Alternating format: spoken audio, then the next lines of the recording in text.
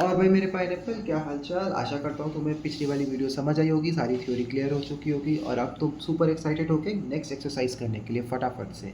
इसलिए फटाफट से कॉपी पेन उठाओ, भाषण नहीं दे रहा हो जो लेट के सुन रहे हो, फटाफट से कॉपी पेन उठाओ और करना शुरू करो मेरे साथ। ठीक है, तो आज हम करेंगे एक्सरसाइज 8.1।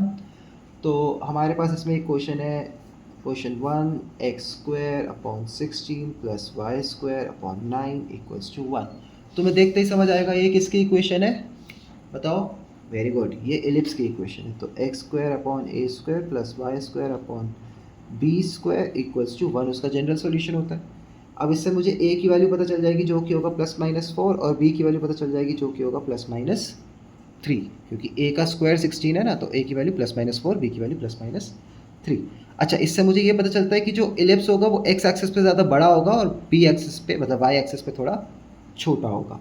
ठीक है, यानी उसकी जो मेजर एक्सिस होगी वो x वाली होगी, x पे वो थोड़ा ज़्यादा बड़ा होगा। और उससे हमें पॉइंट्स भी पता चलते हैं, 4, 0, -4, 0, 0, 3, 0, -3। देख रहे हो ना मैंने कैसा बनाया, मैंने x पे बड़ा और y पे छोटा बनाया है।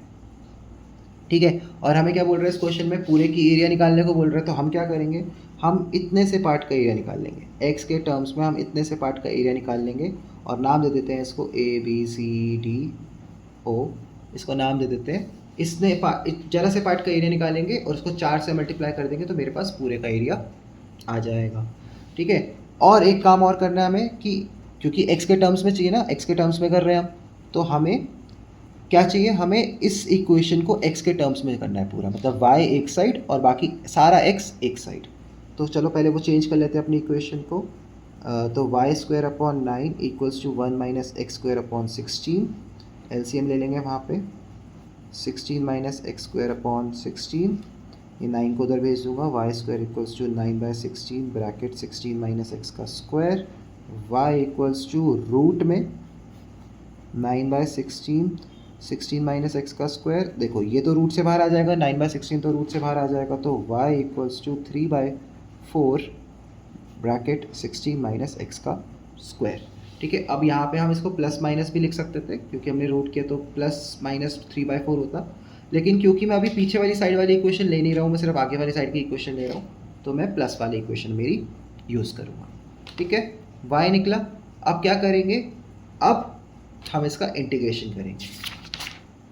तो मैं लिख सकता हूँ क्या, मैं लिख सकता हूँ area of ellipse ABCD will be equals to 4 into area of curve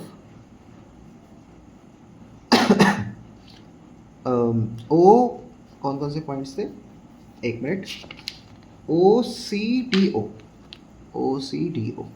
ठीक है, ये वाले कर्व के अंदर कर दूंगा। और मेरे पास क्या है, वो मेरे पास है 4 into integration of 3/4 root 16 - x का स्क्वायर। कहाँ से कहाँ तक, वेरी इंपॉर्टेंट पॉइंट, लिमिट्स चाहिए ना हमें, कहाँ से कहाँ तक। तो एक तो ज़ीरो से है, ज़ीरो से कहाँ तक, x कहाँ तक आगे जा रहा है, देखो इसलिए चाहिए था हमें, x आगे कहाँ तक जा रहा है, x आगे 4 तक जा रहा है। तो कहाँ से कहाँ तक, 0 से 4 तक का हम इंटीग्रेशन करेंगे यहाँ पे। अब देखो 4 से 4 तो कट जाएगा, कांस्टेंट है, कट जाएगा, 3 बाहर आ जाएगा, क्या बचेगा, 0 से 4 रूट 16 - x का स्क्वायर। और तुम्हें पता होना चाहिए कि 16 - x का स्क्वायर जो होता है वो क्या होता है, 16 - x का स्क्वायर टाइप 11 होता है। और उसका क्या फॉर्मूला होता है, ये हमारे पास टाइप 11 है। क्या फॉर्मूला है हमारे पास इसका, फॉर्मूला लिख रहा हूँ, a² - x का square dx equals to 1/2x a² - x² plus a²/2 sine inverse x/a plus c।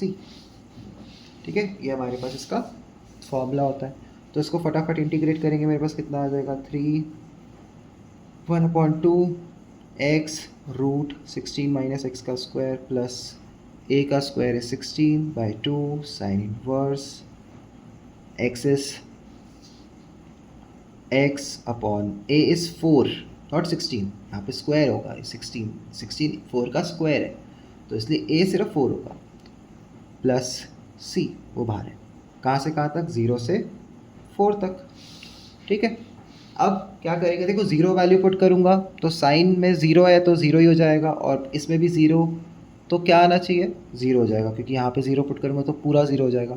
हमेशा ऐसा हो ज़रूरी नहीं है, वो तो इसमें ज़ीरो पुट करने पे ज़ीरो हो ही जाएगा, इसलिए मैं नहीं करके दिखा रहा हूँ। लेकिन तुम एक बार चेक ज़रूर करना कि ज़ीरो पुट करने पे कहीं क्या पता साइन जो हो वो ना हो, कॉस जो कॉस हो ना हो, ठीक है। तो एक बार पुट ज़रूर करके देखता, हर बार नहीं होता, इस वाले में हो जाएगा।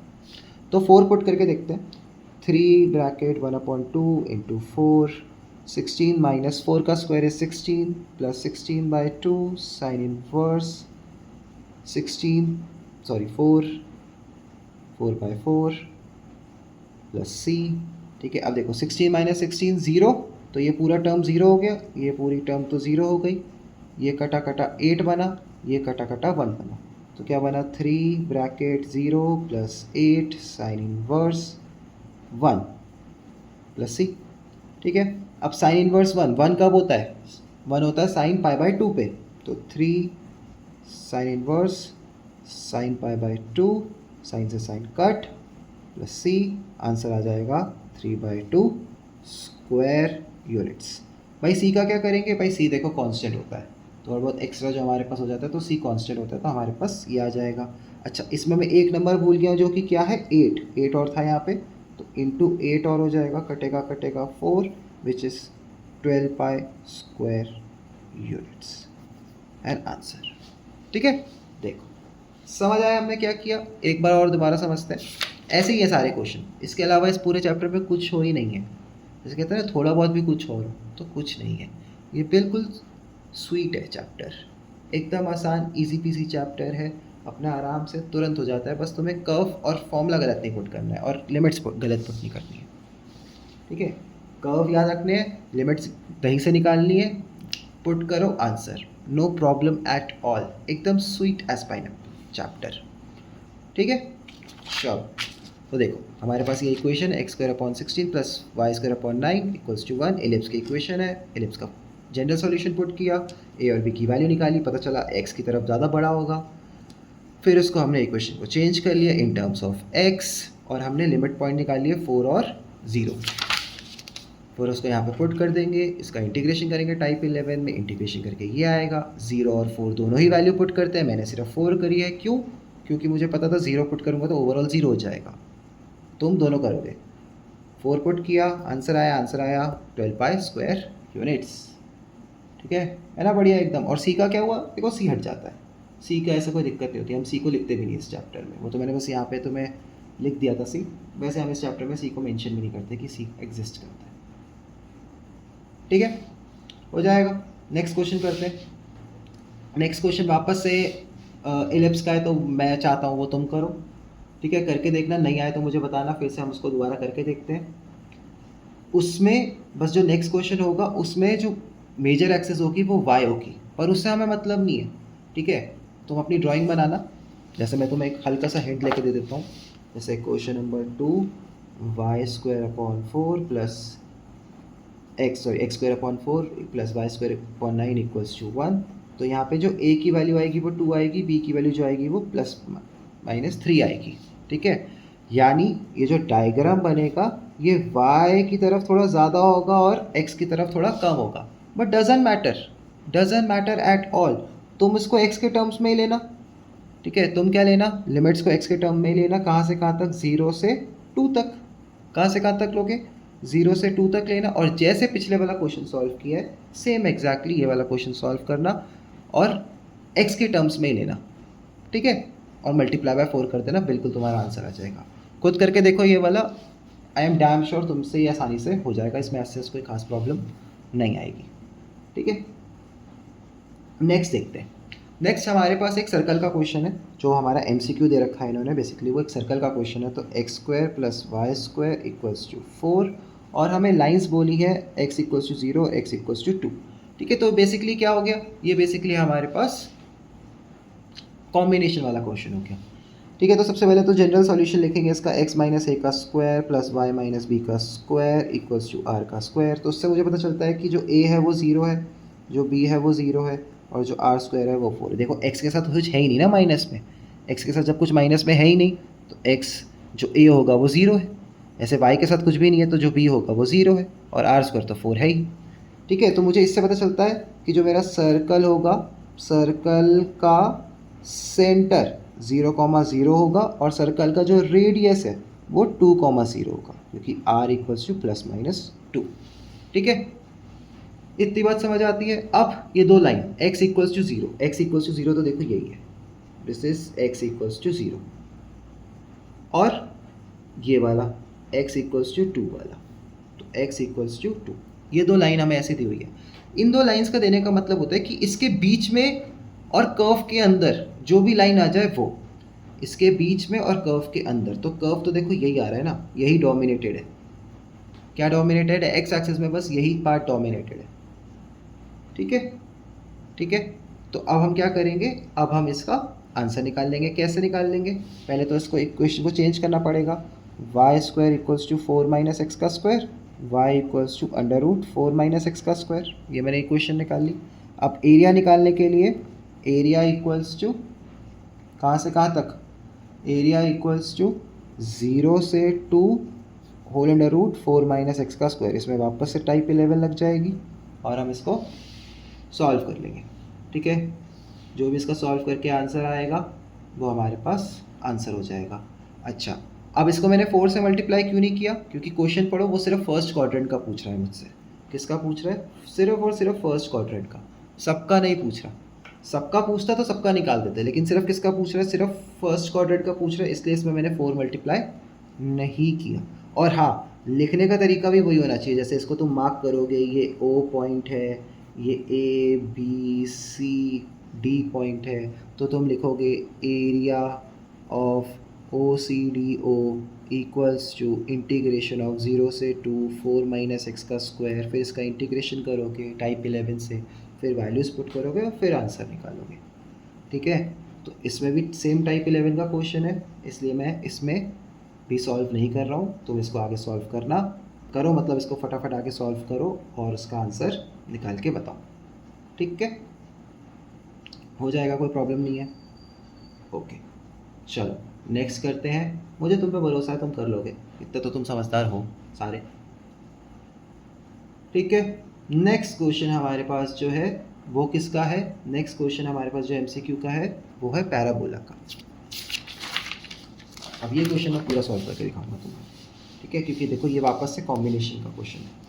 तो इसमें हमारे पास है question number 4, y square equals to 4x, और y एक्सिस बोला हुआ है, ध्यान देना इसमें y एक्सिस बोला हुआ है, एंड y इक्वल्स टू 3 दिया हुआ है।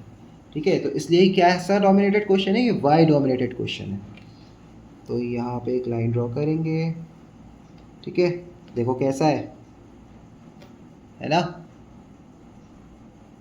तो ये बना लिया मैंने अपना त्रिशूल, ये बन गया मेरा त्रिशूल। ये इक्वेशन हो गई Y square equals to 4ax की। अच्छा, इक्वेशन वगैरह मार्क करना भी ज़रूरी होता है, जैसे मैंने यहाँ पे अगर जैसे लाइन बनाई होती, कहाँ पे लाइन बनाई है, जैसे मैंने ये इलिप्स बनाया है। ठीक है, तो तुम यहाँ पे इक्वेशन लिखोगे, यहाँ तो नहीं लिखोगे, लेकिन जैसे अगर लाइन बनाई होती ना, जैसे मैंने यहाँ पे लाइन बनाई, तो x इक्वल्स टू 2 मैंशन करना ज़रूरी है। ठीक है, तो कई बार हमें ऐसे इक्वेशंस को मार्क करना ज़रूरी होता है, तो वो मार्क कर दिया करो।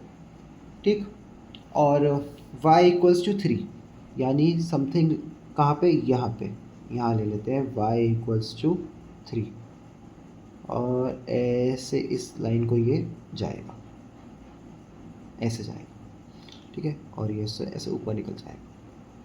तो ये वाला पॉइंट हो गया जहाँ पे वो इंटरसेक्ट कर रहा है। तो सबसे पहले इसमें इंटरसेक्शन पॉइंट निकालना पड़ेगा, इंटरसेक्शन पॉइंट। तो y की वैल्यू क्या दे रखी है? 3 दे रखी है, उसको यहाँ पे पुट कर दो। तो 3 का square equals to 4x, 9 equals to 4x, x equals to what, 9/4। ठीक है, मैंने निकाल दिया, मैंने तुम्हें निकाल के दिखा दिया इंटरसेक्शन पॉइंट। वैसे ज़रूरी नहीं था इसमें इंटरसेक्शन पॉइंट, बस मैंने तुम्हें निकाल के दिखा दिया कि जो इंटरसेक्शन पॉइंट है वो 9/4, 3 है। ठीक है, क्यों इसे यहाँ पे इंटरसेक्शन पॉइंट ज़रूरी नहीं है? क्योंकि मैं y के टर्म्स में क्वेश्चन कम करने वाला हूँ। किसके टर्म्स में करने वाला हूँ? y के टर्म्स में, क्योंकि y एक्सिस के टर्म्स में बोल रहा हूँ। तो इस वजह से यहाँ पे x का कोई काम नहीं है, बस मैंने निकाल दिया। ठीक, और इसकी इक्वेशन y के टर्म्स में चाहिए हमें। इसकी इक्वेशन क्या चाहिए हमें? y के टर्म्स में चाहिए। तो हमारे पास देखो इसकी इक्वेशन y के टर्म्स में करने के लिए x equals to y square by 4 होगा।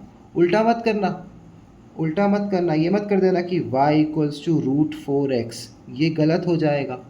क्यों?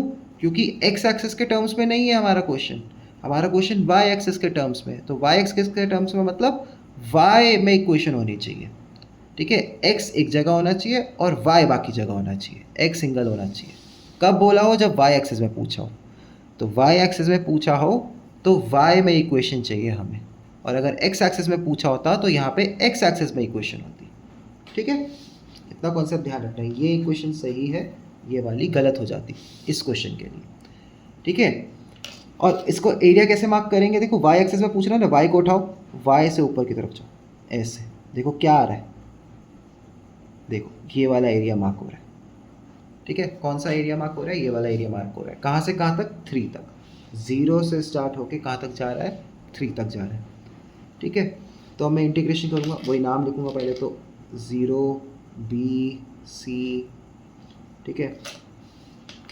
जैसे यहाँ पे डी पॉइंट भी मार्क कर सकते थे कि डी पॉइंट है, तो मुझे किसका एरिया निकालना है? Area under OBCO equals to integration 0 से 3 वाई स्क्वायर बाय 4 dy, ठीक है। इसका इंटीग्रेशन क्या होता है? इसका इंटीग्रेशन तो हमें पता ही है, वाई क्यूब अपॉन 3 और 4 मल्टीप्लाई हो जाएंगे, मतलब वाई क्यूब अपॉन 3 होता, और 3 के साथ एक 4 भी है तो 12 हो जाएगा। कहाँ से कहाँ तक? 0 से 3। अब उसमें पुट कर दूंगा 3 की वैल्यू, 0 की वैल्यू पुट करूँगा तो 0 ही आएगा, 3 की वैल्यू पुट करूँगा तो कितना आ जाएगा मेरे पास? 27 आ जाएगा। तो 27 अपॉन 12 क्या हो जाएगा? 27 अपॉन 12 स्क्वायर यूनिट्स। क्या ये कट सकता है 3 से? हाँ, ये बिल्कुल 3 से कट सकता है। ये हो जाएगा 9, ये हो जाएगा 4, तो मेरे पास फाइनल आंसर आएगा 9/4 स्क्वायर यूनिट्स, ठीक है। ओके, तो इसी के साथ मेरे पास ये वाली एक्सरसाइज ख़त्म। अब हम इसके चलते हैं मिसलेनियस पर, और मिसलेनियस के क्वेश्चंस भी फटाफट ख़त्म कर देते हैं। चलो, तो मिसलेनियस का पहला क्वेश्चन हम देखते हैं। पहला क्वेश्चन मिसलेनियस में भी 5 ही क्वेश्चन है, ज़्यादा क्वेश्चन नहीं है। तो